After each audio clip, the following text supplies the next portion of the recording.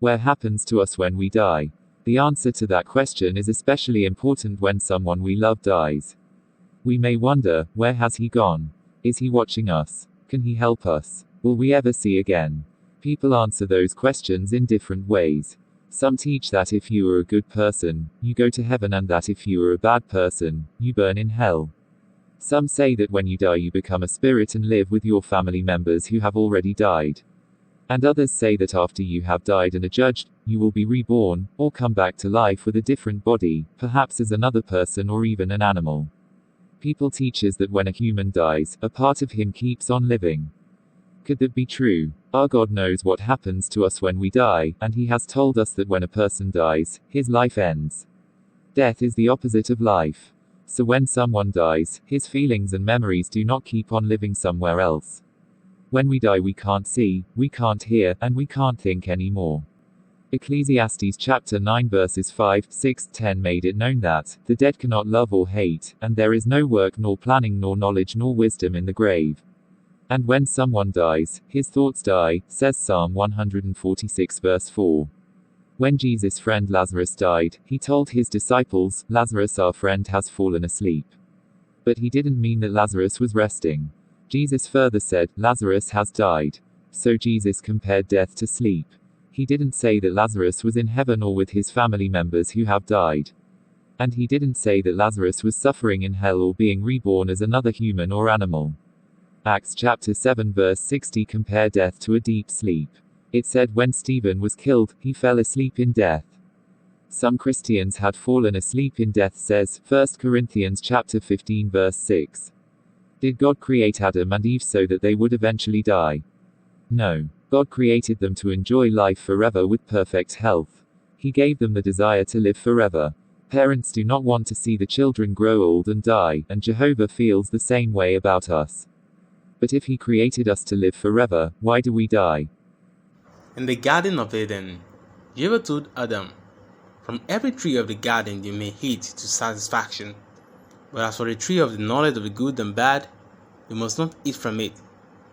For in the day you eat from it, you will certainly die. That clear command was not difficult to obey, and Jehovah had the right to tell Adam and Eve what is good and what is bad. By obeying God, they would show Him that they respected His authority. They would also show Him that just how thankful they were for everything He had given them. Sadly, Adam and Eve chose to disobey God. Satan said to Eve, did God really say that you must not eat from every tree of the garden? Eve replied, you may eat of the fruit of the trees of the garden, but God has said about the fruit of the tree that is in the middle of the garden, you must not eat from it. No, you must not touch it, otherwise you will die.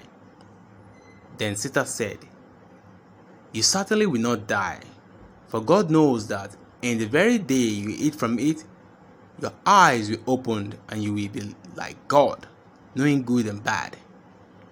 Satan wanted Eve to think that she could decide for herself what was good and what was bad, at the same time, about what happened if she disobeyed.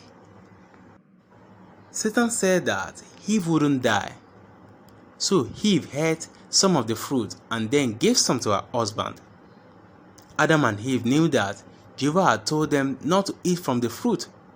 When they ate it, they chose to disobey a clear and reasonable command. By eating, they showed that they did not respect their loving Heavenly Father. There is no excuse for what they did. How disappointing that our first parents had such disrespect for their Creator.